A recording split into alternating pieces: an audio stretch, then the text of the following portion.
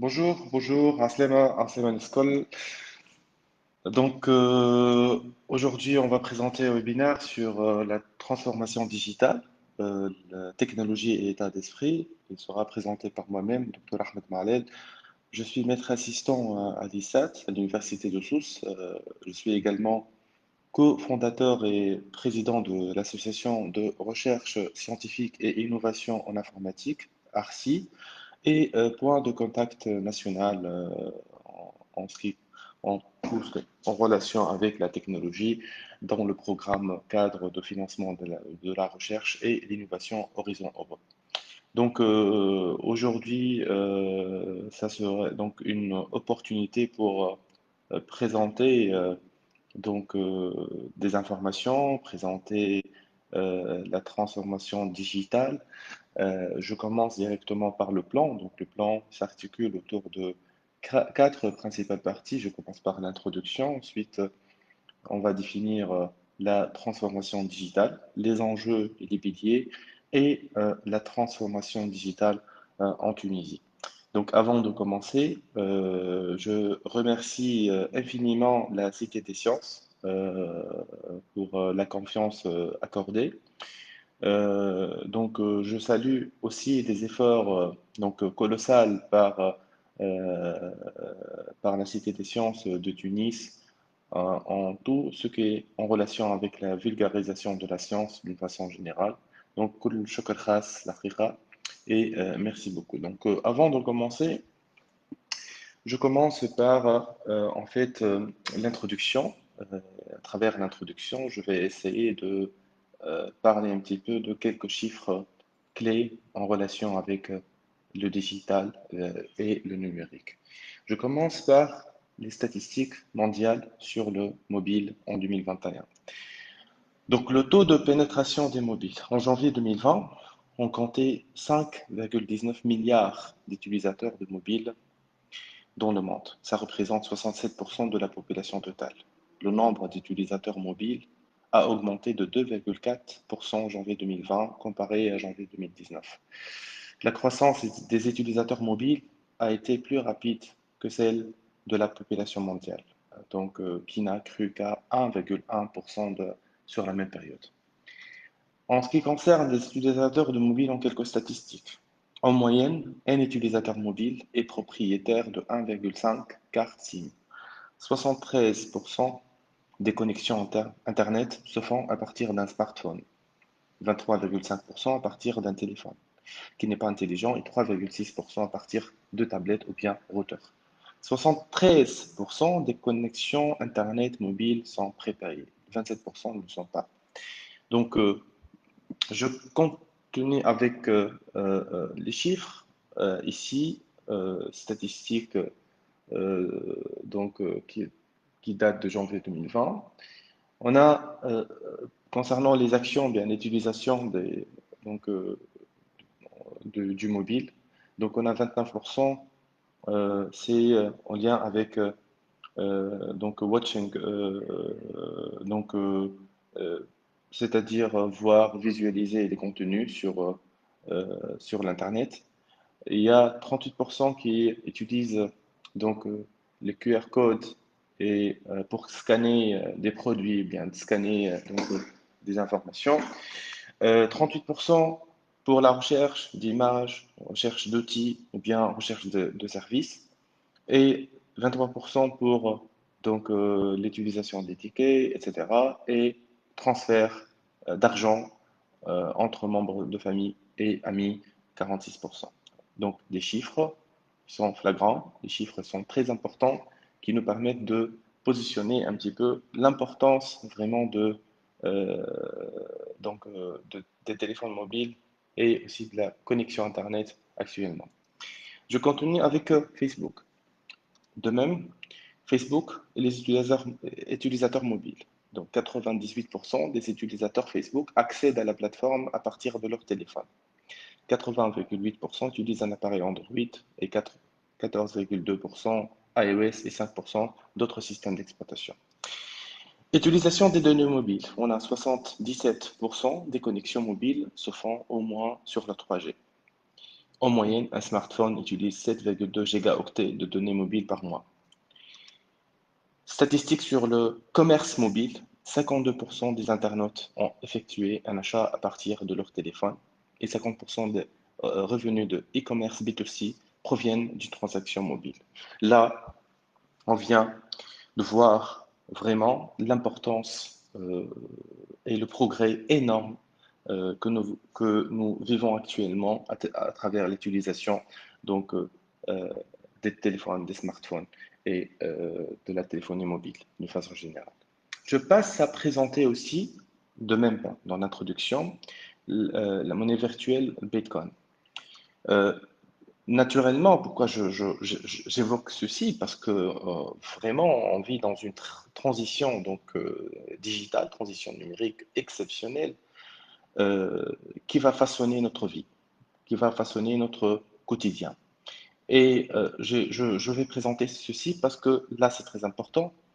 Euh, avez-vous l'information que pour l'argent, donc que ce soit dollar, euro, dinar tunisien, autre, n'importe quelle monnaie qu'on connaît déjà dans le monde, il y a 10% seulement de l'argent qui circule sur la planète, argent cash. Le reste, c'est du numérique. 90% du numérique, des opérations et des transactions entre les institutions financières. Donc, il y a toujours un statut légal pour les monnaies courantes et il y a un passage obligatoire par les établissements financiers. Je parle des banques, des banques centrales, etc. Tandis que pour le Bitcoin, on a 100% numérique.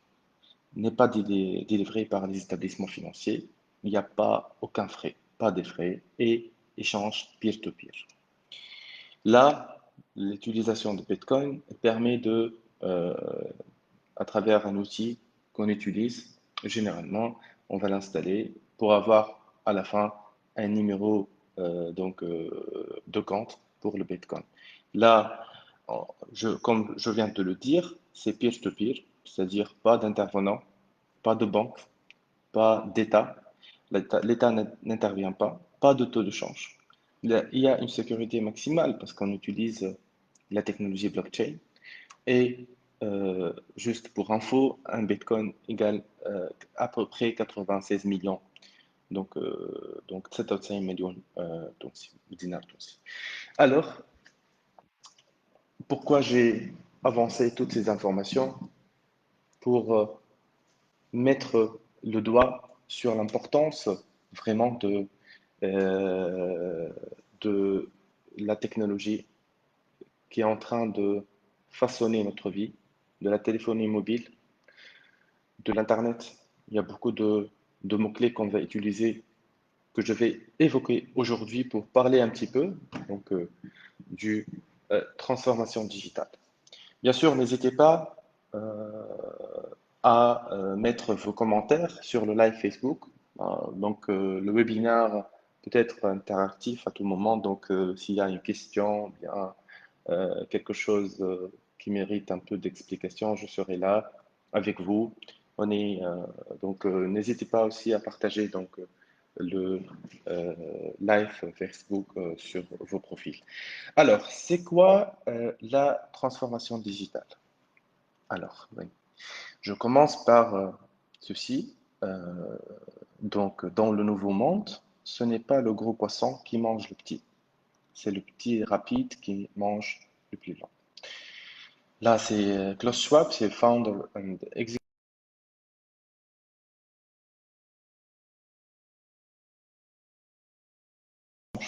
On est نعيش في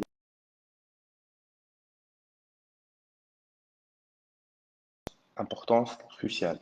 Je dis bien وقت عصر السرعة عصر التكنولوجيا. Donc c'est celui qui maîtrise la technologie, c'est lui qui fait usage aux nouvelles technologies de l'information et de la communication. Il va monter en compétence, il va monter en efficacité, il va monter en rapidité. Et donc là, euh, l'équation a changé. Transformation digitale, c'est quoi?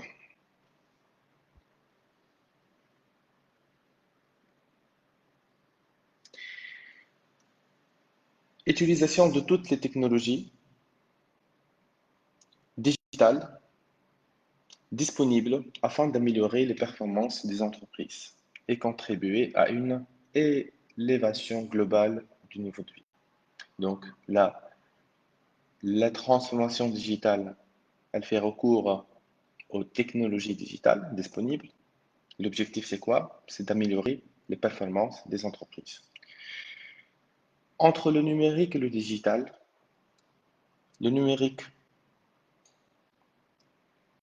renvoie plutôt à la technologie, celle qui est manipulée par les ingénieurs, tandis que le digital touche aux pratiques des utilisateurs. Donc il y a une différence entre les deux. Ils se cohabitent, ils se complètent. Et là, c'est très important parce que les deux mots-clés, là, on l'utilise généralement. Je vais parler un petit peu des origines de la transformation digitale et je vais commencer par les années 90. Les années 90, c'est l'époque des Skynet, on parlait du personal computer, on parlait de l'Internet, donc la généralisation progressive de personal computer, les ordinateurs personnels, puis bien sûr de l'Internet dans les entreprises, matérialisant la naissance de la transformation digitale. Donc là, on parlait de premier PC à utiliser, premier service à informatiser au sein de l'entreprise. On parlait aussi de l'Internet. Par la suite, les années 2000, là, on a une accélération de ce processus avec l'émergence de nouveaux outils comme les smartphones, de l'Internet mobile, qui facilitent la communication, le partage d'informations et transforment les usages. Aussi, à partir des années 2000, on a les débuts des années 2010. On parle, il y a cette époque, c'est à partir de 2008, après Sabah Rahmani, c'est la crise économique mondiale. Il fallait que pour le monde entier, chercher d'autres alternatives qui permettent de booster leur économie. Je parle des pays, bien sûr, les mieux placés. Donc, au début des années 2010, suite aux conséquences de la récession mondiale, la transformation digitale devient un levier évident de performance et un gage de pérennité. L'ensemble des organisations humaines, entreprises, institutions, associations prennent progressivement conscience de l'importance de cet enjeu. Donc là, je parlais des débuts des années 2010. Ensuite, les années 2015, à partir de 2015, c'est le boom. Donc, boom de logiciels SaaS. Donc, tout ce qui est en lien avec les services web, avec le cloud computing, etc. Donc, à partir de 2015, le boom de logiciels multiplie les incursions de la technologie dans chaque métier de l'entreprise. C'est en particulier le moment de l'explosion des outils collaboratifs qui viennent outiller le travail à plusieurs. Donc, communication d'équipe, gestion de projet, euh, donc co-édition de documents, signature électronique. Il y a pas mal d'applications qu'on trouve. Et là, je pars à partir de, bien sûr, de l'année 2015 jusqu'à aujourd'hui, mais à partir de l'année 2020, avec l'apparition de la pandémie Covid-19, tout a basculé. Il y a eu une accélération immense de la transformation digitale, pratiquement surtout les plans pour tous les pays parce que la pandémie a touché donc tous les pays. Il fallait basculer en mode à distance. Il fallait basculer pour l'administration aussi en mode à distance, pour l'enseignement primaire, secondaire et enseignement supérieur aussi. Il fallait basculer, il fallait trouver d'autres alternatives qui permettent d'assurer la continuité de processus d'enseignement.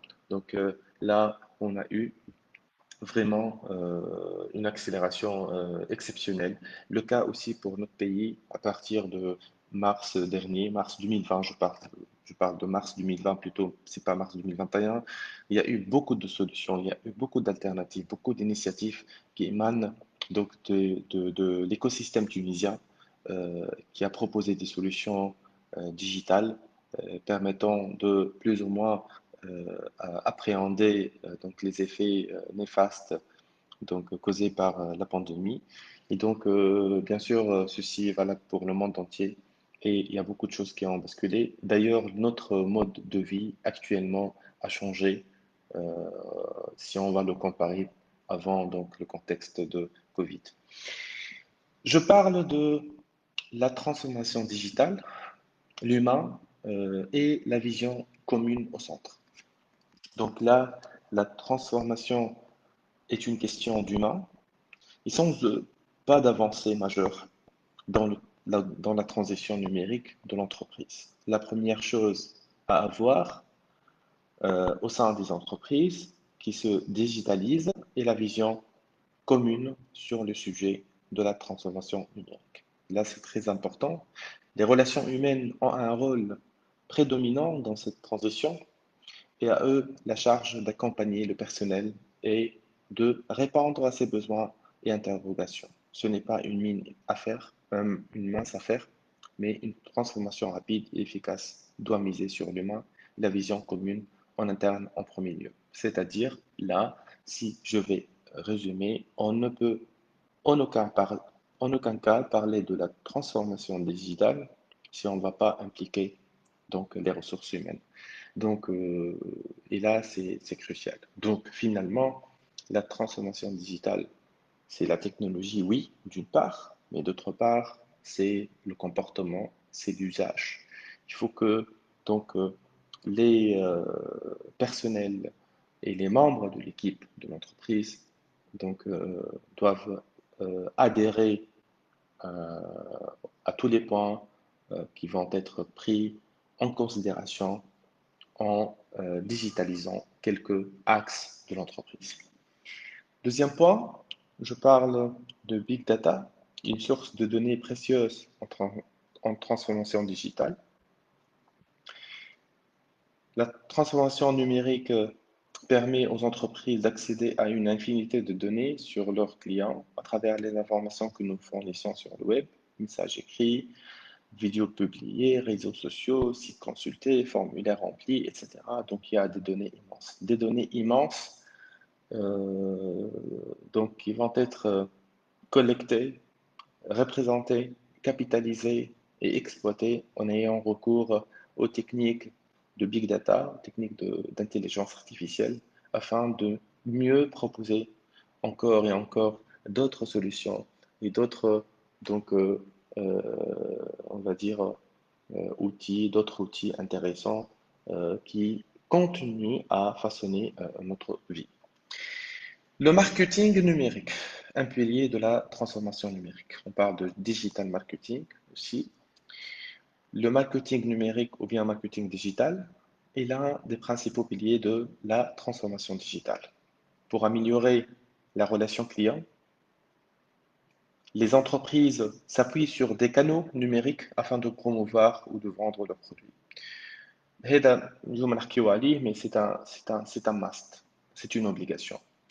يعني une entreprise de service, quel que soit le service qu'elle va donc offrir, l'utilisation du marketing digital est cruciale et obligatoire. C'est pas un choix, c'est pas une option.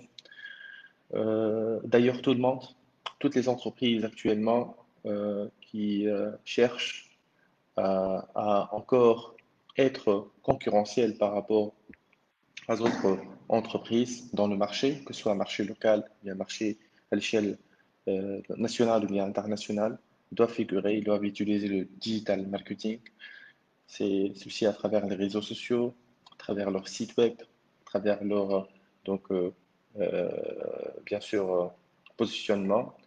Et le marketing digital, c'est un métier, c'est un métier, c'est un nouveau métier. Donc, et là, on parle de l'importance de la transformation digitale et du digital d'une façon générale qui a donné naissance à des nouveaux métiers. Parmi les nouveaux métiers, c'est le digital marketer. Généralement, c'est celui qui va donc euh, échanger et c'est lui qui va appuyer la vitrine de l'entreprise sur on va dire, sur le virtuel, sur le net, sur les réseaux sociaux, etc. Là, je parle d'un autre concept qui est la ubérisation. Le ubérisation, c'est quoi? C'est en fait un phénomène par lequel une start-up ou un nouveau modèle économique lié à l'économie digitale peut menacer et remettre en cause rapidement un vieux modèle de l'économie traditionnelle. Donc tout le monde a peur de se faire ubériser. Un changement rapide des rapports de force grâce au numérique. Et là, c'est très important de le mentionner parce qu'il y a pas mal de secteurs qui résistent euh, encore et encore donc à la transformation digitale. Je prends l'exemple euh, de la configuration, bien de la reconfiguration de la valeur. Avant, on parlait de valeur qui repose sur la capacité de production et mobilisation, c'est-à-dire machine, main-d'œuvre, c'est salarié, savoir-faire, c'est brevet.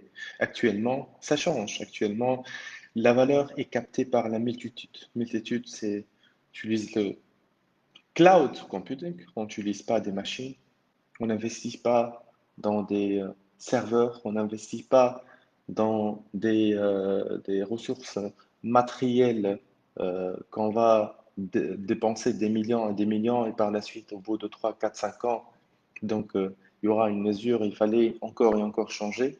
Actuellement, on parle de cloud computing et l'entreprise, quelle qu'elle soit, elle va utiliser le cloud, c'est-à-dire les services offerts par beaucoup d'entreprises connues dans le monde entier. Il y a le crowdsourcing, il y a le open innovation, comme Facebook, React.js, etc. Donc, il y a ici, ce sont des techniques nouvelles qu'on utilise dans le développement qui permettent aussi de partager donc, l'innovation. Là, c'est très important pour vous dire que le monde a basculé et ça se fait rapidement. Donc, on parlait des années 2015, où vraiment c'était la naissance de tout ce qui est cloud computing et de big data. Juste avant, en 2013, on parlait du deep learning, c'est-à-dire l'apprentissage profond dans l'intelligence artificielle. Avant, on avait le data mining, le data warehouse, ce sont des techniques donc connues en informatique, connues en- par ceux qui manipulent les données, qui manipulent donc les informations relatives aux entreprises ou bien aux données relatives à des établissements, donc on va dire établissements, ça peut être aussi l'entreprise publique ou même aussi l'administration. Des nouveaux modèles économiques. Là, on parlait de. Avant, on avait les CD, on achetait les CD-ROM, on achetait les cassettes. Par la suite, il y a eu des services pour acheter à partir de iTunes, etc. Donc des fichiers numériques, fichiers MP3, fichiers MP4, etc. Aujourd'hui, on parle de Spotify, on parle d'autres aussi, d'autres applications qui sont très connues. Et on parlait d'abonnement. Il suffit d'être abonné et on aura l'accès. Donc, pas nécessairement, on va télécharger, on va plutôt mettre dans l'ordinateur local donc les fichiers liés à notre achat. Donc, les générations Y et Z privilégient la jouissance, c'est-à-dire le usufruit plutôt que la possession. Donc, actuellement, on parle pas de possession. Il y a un changement donc majeur, même au niveau de l'utilisation de plusieurs outils, même au niveau de la bureautique, même au niveau des logiciels qu'on utilise. Avant, on utilisait, il fallait acheter la licence et faire l'installation. Actuellement, il suffit d'avoir Internet, il suffit d'avoir un petit abonnement, on aura l'accès avec tout, donc les avantages et même plus encore. Il y a aussi de nouveaux modes de collaboration, donc comme Trello, comme Jira, Slack, les ateliers de design thinking. Donc ça a changé. Repenser les produits, services pour mettre les clients au centre, ça a changé. Je parle de nouveaux modes de collaboration, je parle de nouveaux modèles économiques, je parle de nouveaux, c'est-à-dire c'est l'impact la transformation digitale aujourd'hui sur notre vie d'une façon générale. Je vais passer maintenant aux enjeux et piliers de la transformation digitale. Donc avant de bien sûr passer à la deuxième partie, euh, donc comme je l'ai dit, vous avez toute la liberté de mettre vos questions sur le chat, si vous voulez, sur la vidéo live. Donc, je serai à votre disposition pour faire l'échange. Je parle des enjeux et des piliers. Donc les quatre piliers sur lesquels la transformation digitale repose. Premièrement, la transformation digitale va en effet de pair avec la notion de temps réel, tandis qu'elle efface les distances entre les personnes, c'est-à-dire euh, on passe à un échange en temps réel, donc l'information elle se propage instantanément. Euh, Il n'y a pas une distance, c'est-à-dire actuellement, واحد يخدم في سوسة ويخدم في تونس يخدم في صفاقس, il peut travailler et sa présence physique elle n'est plus essentielle, n'est plus primordiale, n'est plus obligatoire.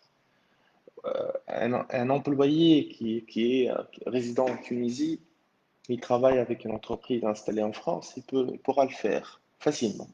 فما حتى مشكل. Il pourra aussi, dans n'importe quel pays, on peut collaborer, on peut travailler. يعني ما فماش une présence physique nécessaire. D'une part, d'autre part, il y a pas un obstacle. Deuxième point, facilite notamment le télétravail au sein d'une société digitale. Là,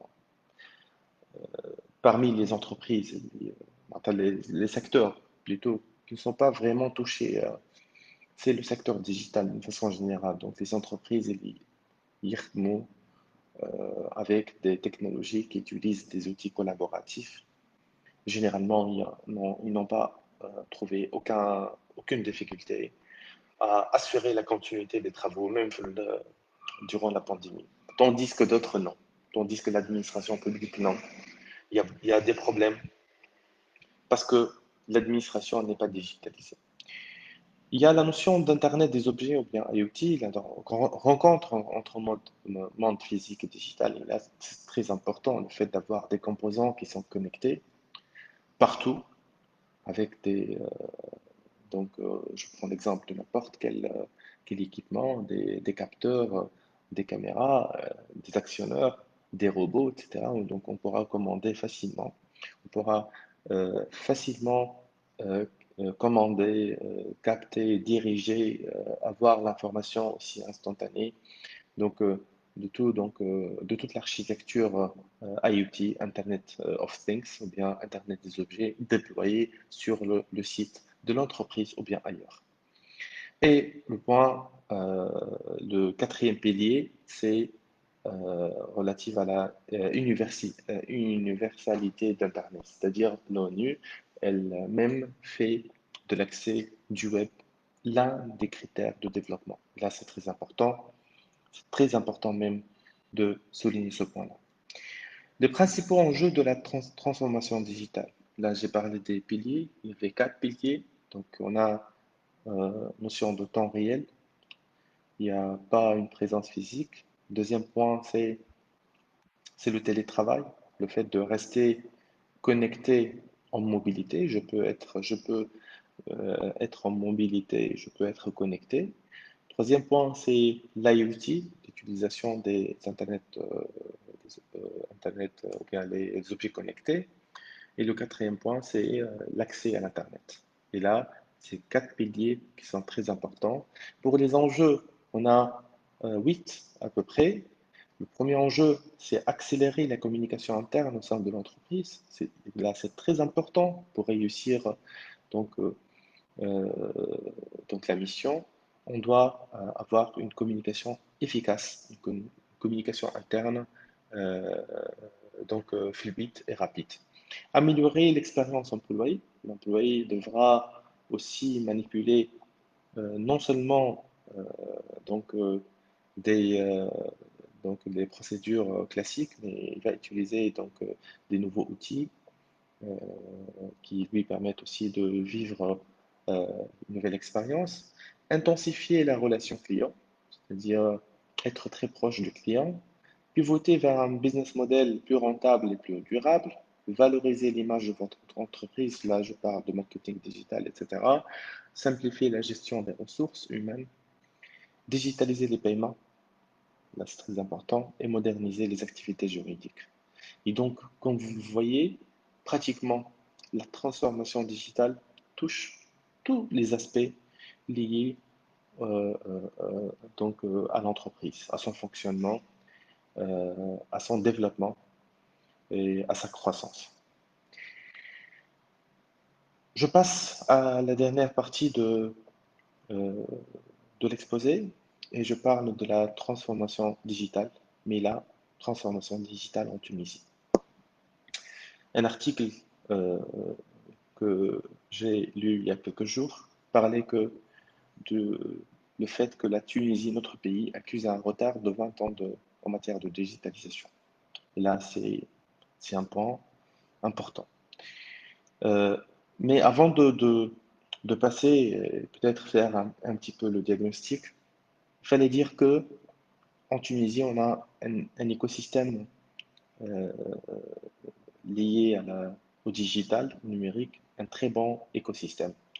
On a des compétences qui sont euh, euh, issues des universités, des écoles d'ingénieurs tunisiennes, des compétences qui ont vraiment un potentiel énorme, mais euh, je dis malheureusement, ce potentiel n'est pas exploité efficacement.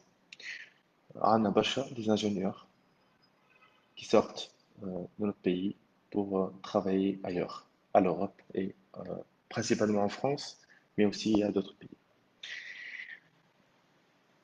كنا نعرف ستارت اب اكت ستارت اب اكت créé ما عنديش برشا donc Startup Act a dépassé la barre majeure de 500 startups labellisées à la promotion de mai 2021. Là, mai 21 à Tautau. Il y a le top 3.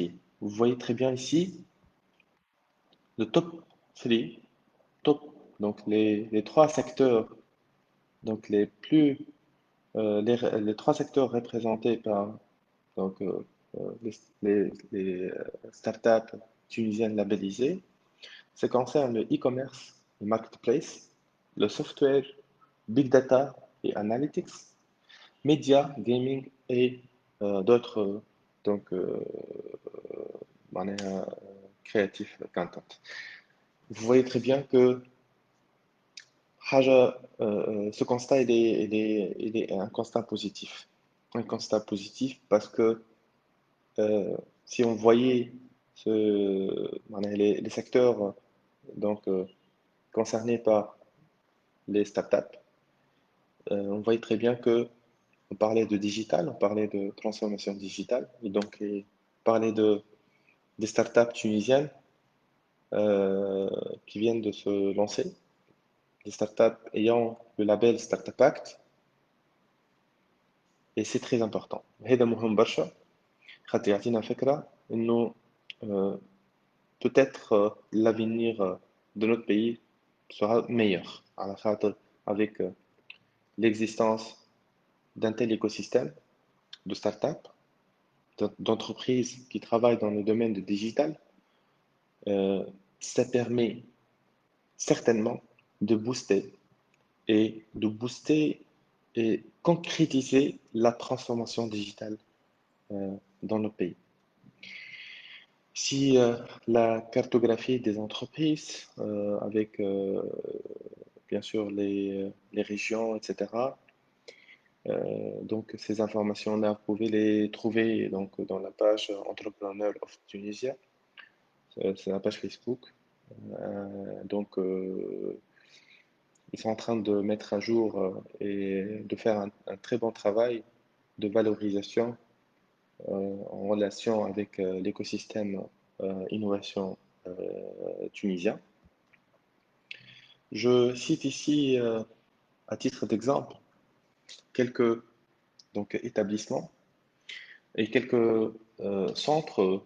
Donc, bien sûr, il y en a plusieurs, mais c'est à titre d'exemple. Juste, il y a Innovation City, c'est un parc d'activité technologique et un pôle d'excellence académique. Il est installé à Sousse, au pôle de compétitivité de Sousse. Innovation City, elle est en train de faire un travail excellent qui permet entre autres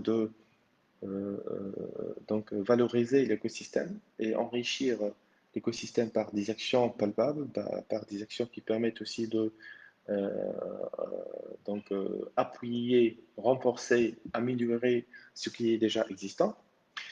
Il n'y a pas longtemps, il y a quelques jours, je pense 10 jours, Dot, euh, Dot.tn, c'est le premier hub d'innovation digitale en Tunisie. C'est un fruit de partenariat et de synergie entre les acteurs publics et privés. The Dot offre un cadre regroupant les meilleures ressources afin d'accompagner les jeunes entrepreneurs et start-upers. The Dot propose également différents services pour accélérer la transformation digitale des institutions publiques, du secteur de l'industrie et de la société civile. Là, c'est très important.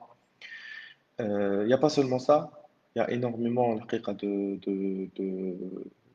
de centres, d'initiatives, de boîtes euh, et d'entreprises en Tunisie. Et dans l'école, certainement, ils vont appuyer, soutenir la transformation digitale en Tunisie.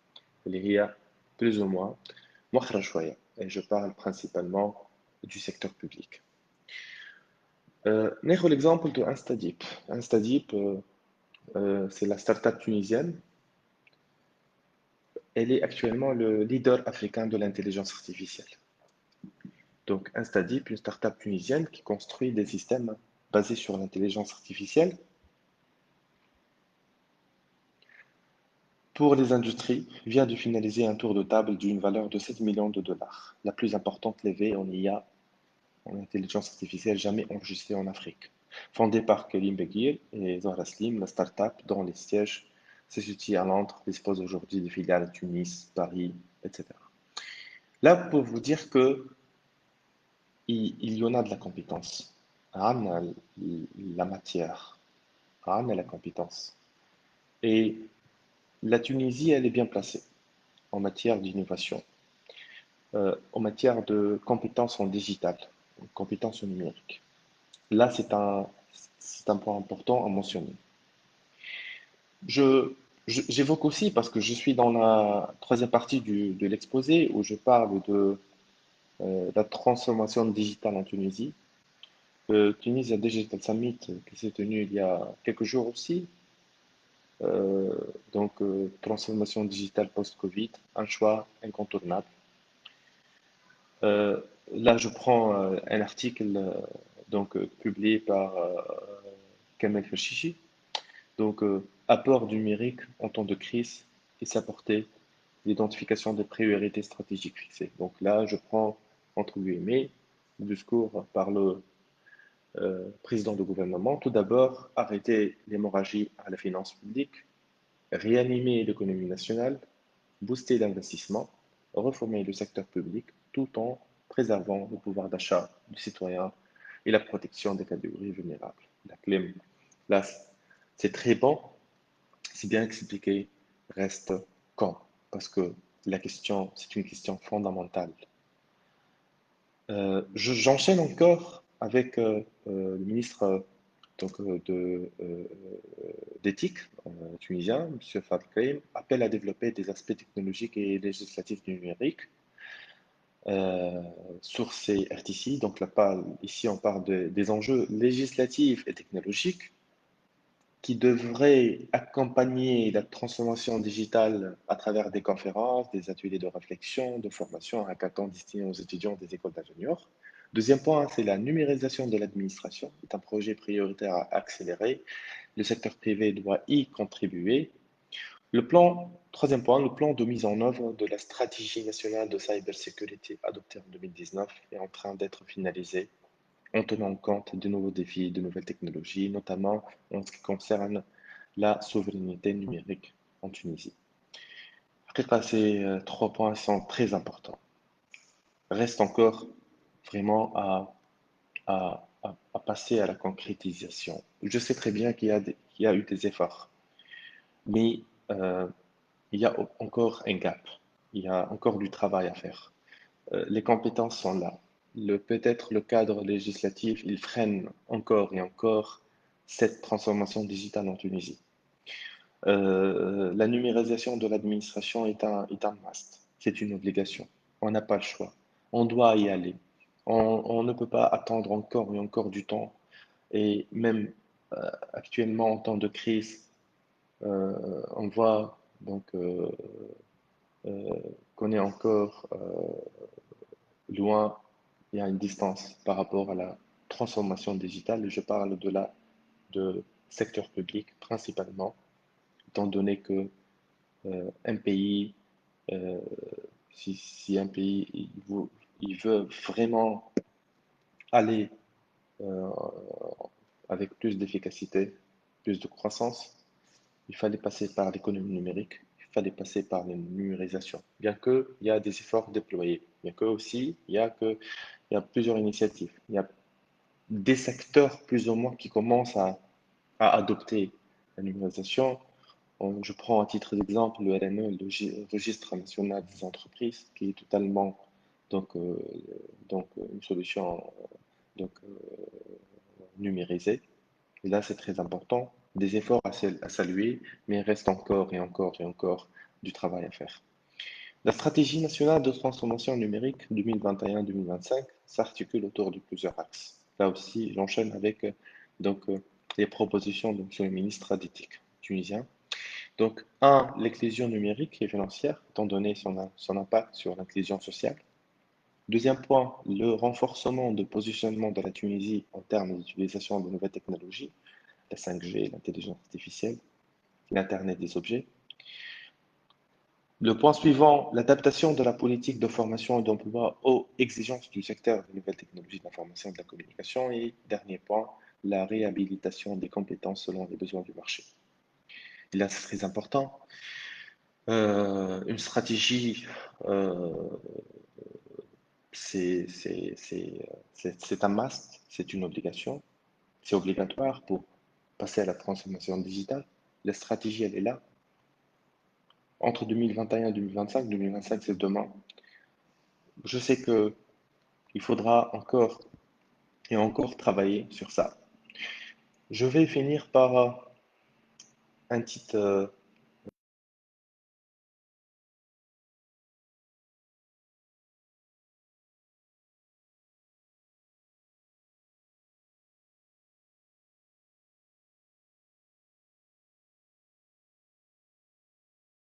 formation, des séances d'enseignement. Regardez ici le chiffre d'affaires de Zoom a augmenté, a fait une augmentation remarquable, exceptionnelle, de jamais vue dans le monde. Et vous voyez que le chiffre d'affaires de Zoom à peu près égal à la somme des chiffres d'affaires des 15 euh, grands, 15 grandes compagnies aériennes dans le monde. C'est une application. Donc, c'est une solution digitale, solution numérique. Et vous voyez très bien l'importance du numérique, l'importance de digitalisation, l'importance de s'investir dans ce domaine, parce que parfois, on pourra avoir un chiffre d'affaires vraiment boosté. Prends l'exemple de Facebook, de YouTube, Google, etc. Il y a ici des géants mondiaux. Je vais finir par vous dire un point très important. La transformation digitale, ما نجموش نهربوا منها. D'ailleurs, احنا بدينا نعيشوا فيها. Notre pays, la Tunisie, il a besoin de ses compétences. On a de la compétence en Tunisie et reste à accélérer. La vision, elle est là. reste à accélérer, à concrétiser tous les aspects liés à, à la digitalisation. Commençons par l'aspect législatif et réglementaire. Commençons par l'aspect formation et montée en compétences des employés et des salariés d'une façon générale. Donnons confiance à nos compétences, donnons confiance aux entreprises tunisiennes, donnons confiance aux startups tunisiennes. Changeons les règles de jeu, ça viendra vite.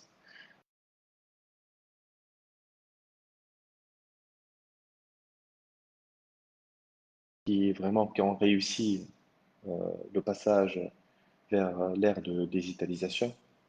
Et on prend que pratiquement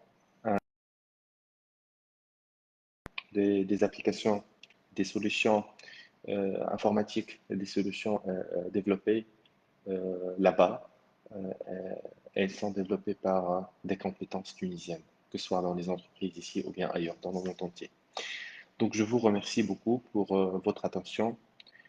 C'était juste un premier contact pour présenter plus ou moins l'importance de la transformation digitale euh, d'une façon générale, l'impact aussi de la transformation digitale et ce qui reste à faire dans notre pays. Il y a encore du travail, il y a des chantiers à faire. Euh, si vous avez des questions, si vous avez des, euh, des propositions, je reste à votre disposition dans le chat. Sinon, s'il n'y a pas, je vous remercie.